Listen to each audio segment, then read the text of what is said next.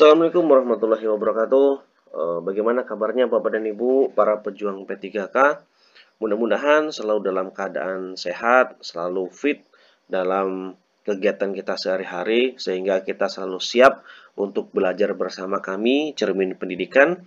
Dan pada kesempatan kali ini masih kita membahas mengenai tentang soal-soal model terbaru dalam pembahasan soal P3K tahap 3 dengan bidang teknis, pedagogik, yang kelanjutan dari yang pertama kemarin yang sudah kami publikasikan sebelumnya, dan bagi yang belum mengikuti soal yang pertama kemarin atau tahap yang pertama kemarin, bisa Bapak Ibu cek di halaman deskripsi dan bisa melihat soal-soal yang sudah pernah kita bahas sebelumnya. Namun sebelumnya Bapak dan Ibu, kami mohon maaf apabila nanti dalam pembacaan ataupun menjawab dan membahas soal-soal yang sudah kita publikasikan ada kesalahan dan kurang berkenan di hati Bapak dan Ibu, kami mohon maaf dan mari kita koreksi bersama. Dan juga jangan lupa kepada Bapak dan Ibu untuk like, subscribe, dan komen, dan bagikan kepada Bapak dan Ibu guru yang lain supaya mereka juga bisa belajar bersama kita dan bisa sukses bersama dalam menggapai cita-cita kita menjadi guru P3K dan menyandang NIP yang kita inginkan. Baik Bapak dan Ibu, untuk tidak berlama-lama, mari kita bahas pembahasan soal yang tahap kedua ini dari model-model soal yang terbaru yang kami punya untuk berbagi kepada Bapak dan Ibu. Langsung saja Bapak dan Ibu, mari kita bahas. Baik, untuk soal yang pertama Bapak dan Ibu, upaya guru dalam memberikan kesempatan kepada siswa untuk merefleksikan pengalaman belajar yang telah dialami yang paling optimal adalah dengan cara A. Guru memberikan tes atau pekerjaan rumah setiap akhir pelajaran. B. Guru menggunakan pertanyaan terarah maupun pertanyaan bersifat penelusuran saat pembelajaran berlangsung. C. Guru mewawancara tiap siswa tentang capaian atau masalah belajar yang dihadapi siswa dalam belajar. D. Guru menugaskan siswa untuk menuliskan kesulitan belajar dalam belajar. Mari kita lihat dulu di mana kata kuncinya untuk soal yang pertama ini Bapak dan Ibu. Yaitu kata kuncinya dalam memberikan kesempatan kepada siswa untuk merefleksikan pengalaman belajarnya yang telah dialami pada saat kita di dalam kelas.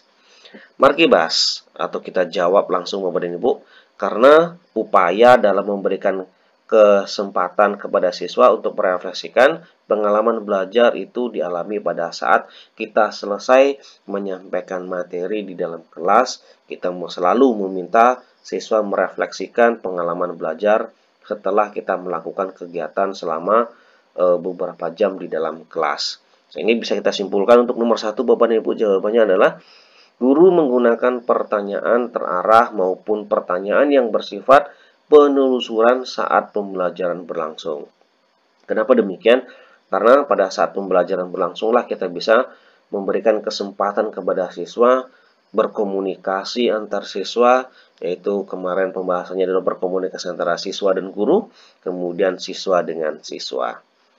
Lanjut untuk nomor 2. Kurikulum dikembangkan berdasarkan prinsip-prinsip bahwa peserta didik memiliki posisi sentral untuk mengembangkan potensinya agar menjadi manusia yang beriman dan bertakwa kepada Tuhan Yang Maha Esa, berakhlak mulia, sehat, berilmu, cakap, kreatif, mandiri, dan menjadi warga negara yang demokratis serta bertanggung jawab. Pernyataan tersebut di atas sesuai dengan prinsip-prinsip pengembangan kurikulum. A. Tanggap terhadap perkembangan ilmu pengetahuan teknologi dan seni. B. Relevan dengan kebutuhan kehidupan. C. Menyeluruh dan berkesinambungan. D. Beragam dan terpadu. Nah, kata kuncinya untuk soal nomor 2 adalah mengembangkan potensinya agar menjadi manusia yang beriman dan bertakwa kepada Tuhan Yang Maha Esa. Nah, Hal tersebut di atas yang sudah disebutkan dalam soal ini adalah merupakan prinsip perkembangan kurikulum. Nah, kita lihat, kita bahas dulu Bapak dan Ibu.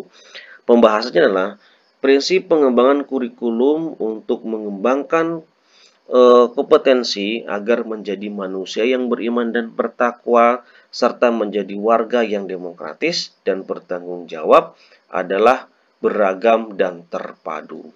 Sehingga bisa kita simpulkan untuk soal nomor 2 jawabannya adalah beragam dan terpadu. Lanjut untuk nomor 3 Bapak dan Ibu. Yang dimaksud dengan penilaian adalah A.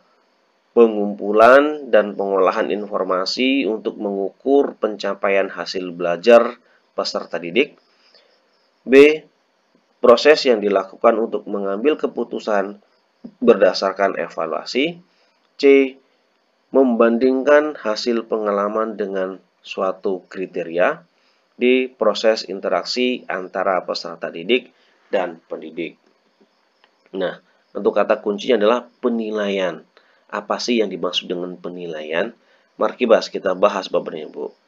Penilaian menurut Permendikbud nomor 23 tahun 2016 adalah proses pengumpulan dan pengolahan informasi untuk mengukur pencapaian hasil belajar peserta didik. Nah, sangat jelas sekali pembahasannya Bapak dan Ibu ya. Jadi bisa kita simpulkan adalah nomor 3, pengumpulan dan pengolahan informasi untuk mengukur pencapaian hasil belajar peserta didik, yaitu option A. Lanjut. Upaya merancang pengayaan bagi peserta didik yang mencapai ketuntasan belajar optimal tanpa dalam kegiatan guru sebagai berikut. A. Memberikan tambahan materi berupa sumber ajar dari pengarang yang berbeda. B. Memberikan tes tambahan dengan tingkat kesukaran yang lebih tinggi. C. Memberikan tambahan sumber bacaan tambahan yang lebih mendalam dan tingkat versi yang tinggi. Berikut instrumen tesnya yang sesuai. D. Memberikan tambahan materi berupa sumber ajar dan penerbit yang berbeda. Nah, di sini kata kuncinya adalah merancang pengayaan bagi peserta didik. Mari kita bahas Bapak dan Ibu. Pembahasannya itu merancang program pengayaan yang baik adalah memberikan tambahan sumber bacaan yang memiliki materi lebih dalam dan tingkat variasi yang tinggi serta memiliki instrumen tes. Sehingga bisa kita simpulkan jawaban untuk nomor 4 adalah memberikan tambahan sumber bacaan tambahan yang lebih mendalam dan tingkat variasi yang lebih tinggi. Lanjut untuk nomor 5.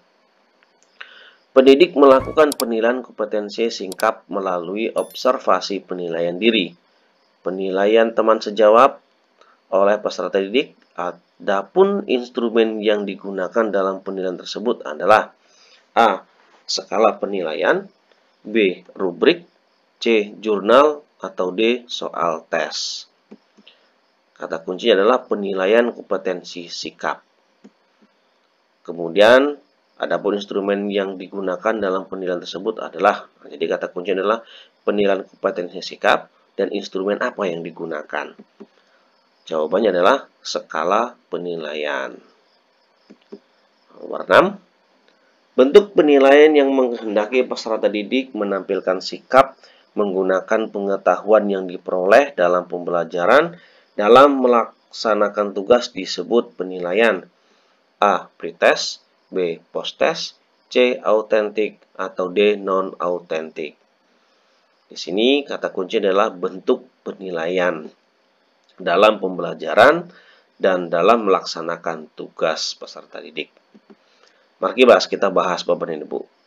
Jenis penilaian autentik adalah penilaian proyek, penilaian kinerja, penilaian portofolio, dan penilaian tertulis untuk mengetahui kemampuan dalam menyelesaikan tugas-tugas dan menyelesaikan masalah. Bisa kita simpulkan untuk nomor 6 jawabannya adalah autentik. Lanjut, nomor 7 Bapak dan Ibu.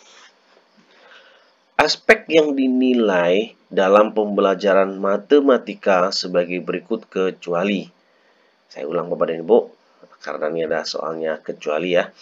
Aspek yang dinilai dalam pembelajaran matematika sebagai berikut kecuali A. Pemahaman konsep, B. Menggunakan grafik, C. Melakukan prosedur, D. Pemecahan masalah dan sikap. Nah, kata kuncinya adalah dalam pembelajaran matematika. Jadi aspek yang dinilai dalam pembelajaran matematika, namun kecuali ya Bapak dan Ibu. Markibas. Pembelajaran atau pembahasan kali ini adalah aspek penilaian dalam pembelajaran matematika adalah 1.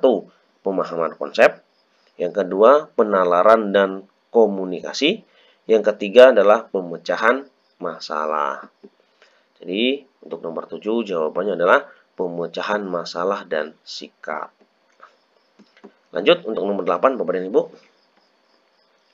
Lingkup penilaian hasil belajar mencakup beberapa kompetensi, yaitu A. Kompetensi spiritual, kemudian kompetensi sikap, yang B. Kompetensi inti atau kompetensi dasar, C. Kompetensi sikap spiritual, kompetensi sikap sosial, kompetensi keterampilan, dan kompetensi pengetahuan, D. Kompetensi sikap sosial.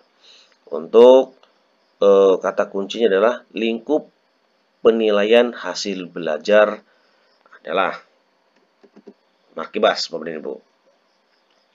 Lingkup penilaian hasil belajar yang pertama adalah nilai sikap, yang kedua penilaian pengetahuan, yang ketiga penilaian keterampilan.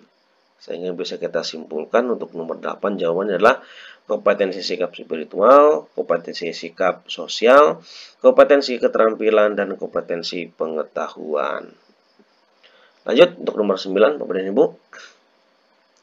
Guru membentuk kelompok belajar dan memberikan tugas kepada setiap kelompok.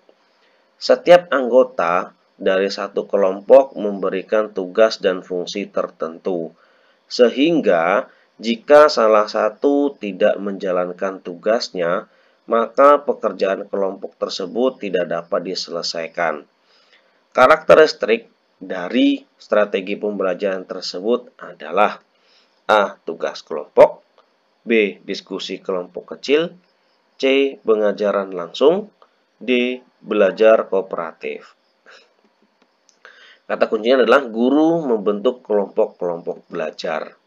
Sehingga jawabannya adalah tugas kelompok karena kelompok-kelompok belajar. Sehingga tugas yang diberikan adalah tugas kelompok. Lanjut untuk nomor 10. Konsep menyodorkan berbagai situasi kepada siswa dan mendorong siswa untuk menyelidiki, mencari jawabannya adalah konsep dan strategi. A. Discovery learning, B. Inductive learning, C. Inquiry learning, atau D. Cooperative learning.